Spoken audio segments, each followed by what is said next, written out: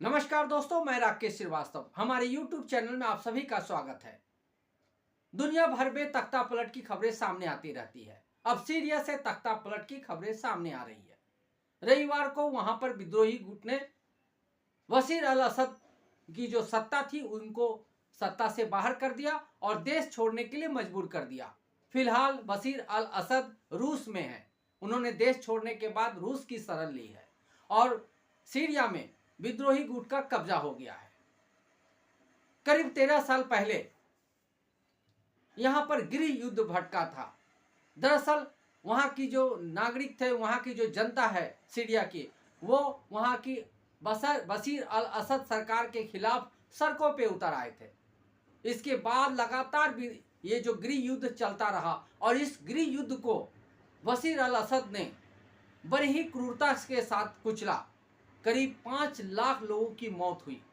इसकी वजह से इस देश में लगातार सत्ता के खिलाफ आवाज उठ रही थी और इसी आवाज का नतीजा है कि अब बशीर अल असद को देश छोड़कर भागना पड़ा है और विद्रोहियों का यहां कब्जा हो गया है। लेकिन इस गृह युद्ध की पटकथा किसने लिखी और गृह युद्ध कैसे भड़का, तो हम आपको बताते हैं कि सीरिया के एक शहर दारा में एक स्कूल में पढ़ने वाला 14 साल का माविया स्पास्नेह ने अपनी दीवार पे, स्कूल की दीवार पे लिखा था कि डॉक्टर अब तुम्हारी बारी है। यानी वो बशीर अल असद को चेतावनी दे रहे थे। दरअसल बशीर अल असद वहां के प्रधानमंत्री बनने के पहले या सत्ता में आने से पहले लंदन में आंख के डॉक्टर थे। इसी वजह से उनको डॉक्टर के तौर पे संबोधित किया जाता है।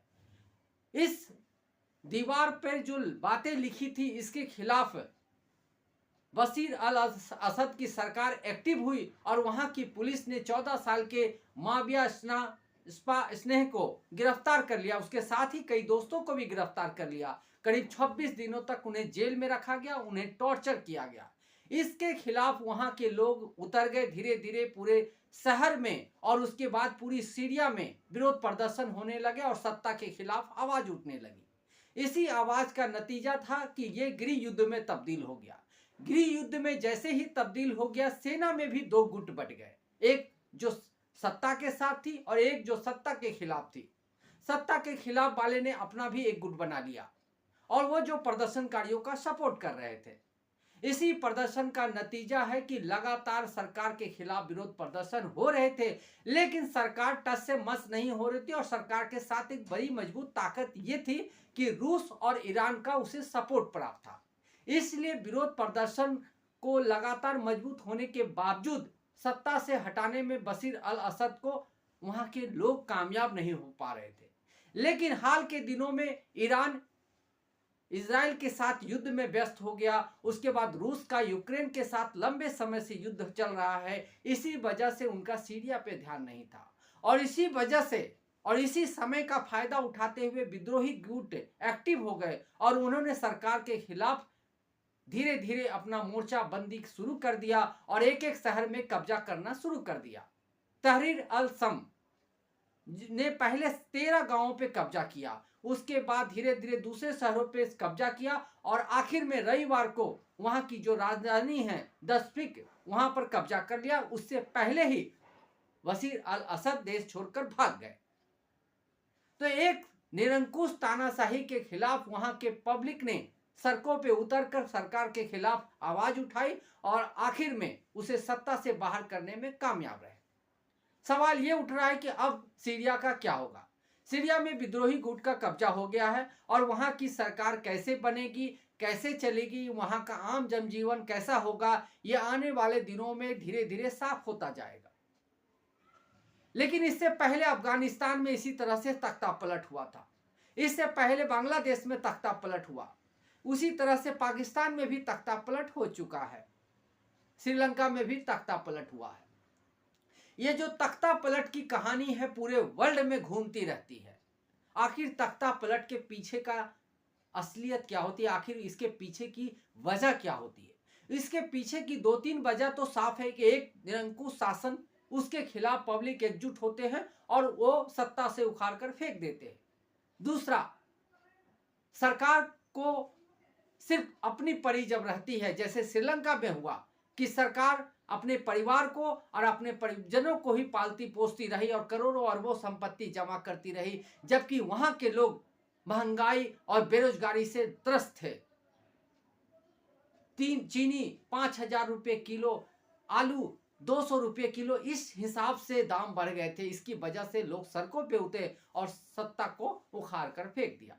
इससे पहले आपने देखा कि बांग्लादेश में शेख हसीना की सरकार को वहां के लोगों ने, खास करके विद्रोही गुट ने सत्ता से उखाड़ फेंका और वहां पर कब्जा कर लिया।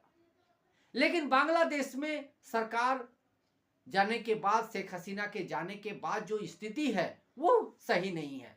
वहां पर लगातार हिंसक वारदातें हो रही है। वहां के जो आम जनजीवन है उन्हें धार्मिक तौर पे कट्टर बनाने की कोशिश की जा रही है।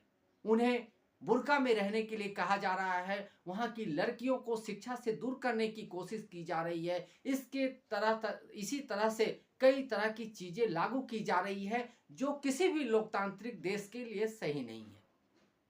सत्ता बदलने के बाद उम्मीद की जा रही थी कि शेख हसीना से बेहतर व्यवस्था यहां पर आएगी, लेकिन ऐसा होता हुआ नजर नहीं आ रहा है। हमने अफगानिस्तान में भी देखा कि जिस तरह से तख्ता पलट होने के बाद जो विद्रोही गुट ने कब्जा किया और उसके बाद जो सरकार बनी, उसने वहां के नागरिकों के अधिकार को कुचलना शुरू कर दिया। लड़कियों को बाहर निकलना मुश्किल हो गया, उनकी पढ़ाई बाधित हो गई, उनके अपने निजी जीवन को में भी हस्तक्षेप किया गया। ये तमाम चीजें सामने आई। उम्मीद की जानी चाहिए कि सीरिया में ऐसा कुछ नहीं होगा, लेकिन उम्मीद नहीं की जा सकती है क्योंकि सीरिया में इससे पहले ही इस्लामिक स्टेट जैसे आतंकवादी गुट सक्रिय हैं।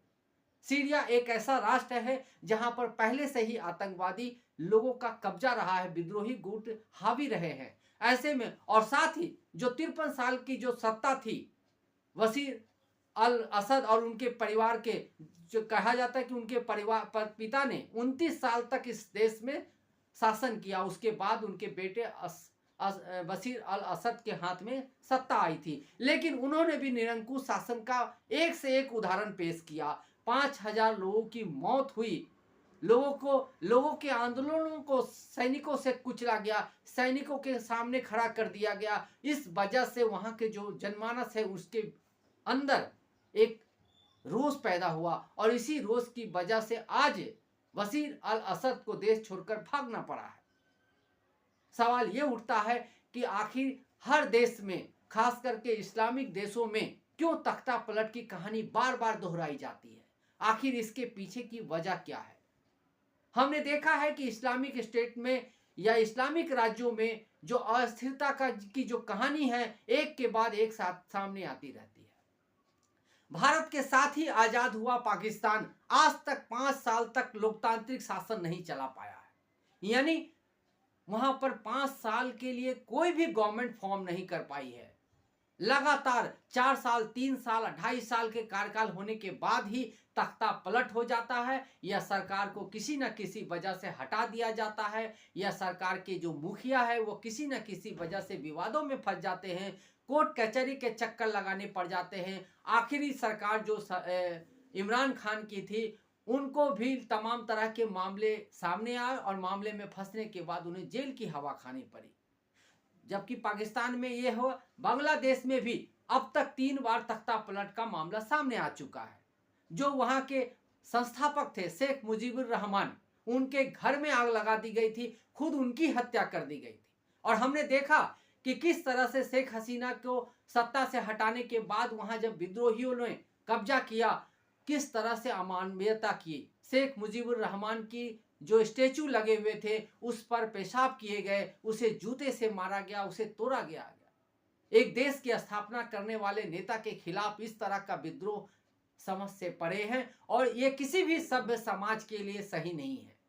इसी तरह का मामला हमने अफगानिस्तान में भी देखा था कि अफगानिस्तान में किस तरह से सत्ता से बेदखल करने के बाद वहां विद्रोही गुट ने कब्जा किया और वहां के लोग रोते तरसते और परेशान होते नजर आए, देश छोड़कर जाने को मजबूर हुए। कई लोग जो वहां देश छोड़कर नहीं जा पाए, उन्होंने वहां की यातना को झेला और वहां की जो शासन चाहते हैं उसको मानने के लिए मजबूर हुए। ये तमाम तरह की जो कहानी है ये बताती है कि हम सत्ता में आने के बाद किस तरह से निरंकुश हो जाते हैं और तानाशाही के जरिए सरकार चलाने की कोशिश करते हैं। जब सरकार तानाशाही के जरिए चलाने की कोशिश करते हैं तो ये आग धीरे धीरे समाज में पनप रहा होता है, और ये आग जब चिंगारी में तब्दील होती है या मशाल बनता है, तब किसी भी सरकार को उखाड़ फेंकने की ताकत सामने आ जाती है। और यही सीरिया में हुआ है। अब अगला देश कौन होगा यह आने वाले दिनों में साफ होगा, लेकिन जिस तरह की रणनीति इस्लामिक देशों में जो सरकार में रहते हैं या सत्ता में रहते हैं उनकी रही है, उनके सामने इस तरह के उदाहरण सामने आना निश्चित है। अगर आप सरकार में हैं तो आपके लिए ज़रूरी है कि आम नागरिकों की भलाई के काम हो, वहाँ की शिक्षा, वहाँ की व्यवस्था, वहाँ की महंगाई और वहाँ के रोजगार पे आप काम करें, ना कि आप पूरी सत्ता पे काबिज होकर वहाँ के संसाधन का दुरुपयोग करे, इस्तेमाल करे और अपनी मनमर्जी से अय्याशी का जीवन जिए और आम लोग भूखमरी, बीमारी, महंगाई और बेरोजगारी का दंश झेले। अगर ऐसा चलता रहा तो एक न एक दिन सत्ता के खिलाफ आवाज उठनी तय है। ये हर देश के लिए लागू होता है, किसी भी देश में भी ये सब हो सकता है। ये सोचना जरूरी है, जिस देश में नहीं हुआ है वहाँ की व्यवस्थाएं बेहतर है और बेहतर व्यवस्था है इसलिए वहाँ पर ऐसी सत्ता से उखाड़ फेंकने की ताकत पैदा नहीं हो रही है। लेकिन जिन देशों ने भी इस रास्ते में काम नहीं किया या इसके लिए काम नहीं किया, उन्हें जरूर ये सोचना चाहिए कि ये दिन उनके सामने भी सामने आ सकता है। इसलिए महंगाई, बेरोजगारी और दूसरे तमाम मूलभूत मुद्दों पे काम करते रहना जरूरी है, ताकि सरकार के खिलाफ आम लोगों का विश्वास बना रहे।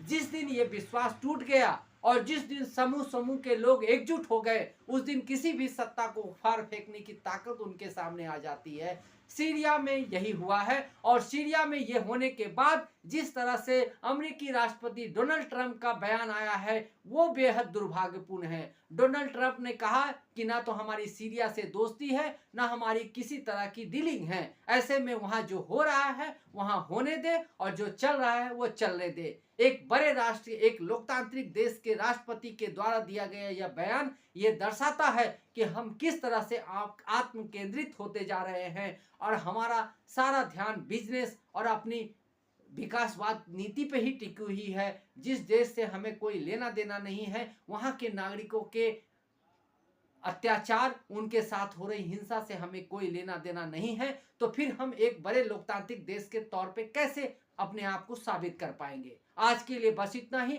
अगर आप हमारे श्रोता हैं तो आप हमें जरूर लाइक और सब्सक्राइब करें और ठंड का मौसम है, अपना और अपने बच्चों का और अपने परिवार का ध्यान रखें। आगे बढ़ते रहें, बेहतर काम करें, समाज में एक बेहतर छवि बनाकर रखें। तब तक के लिए नमस्कार।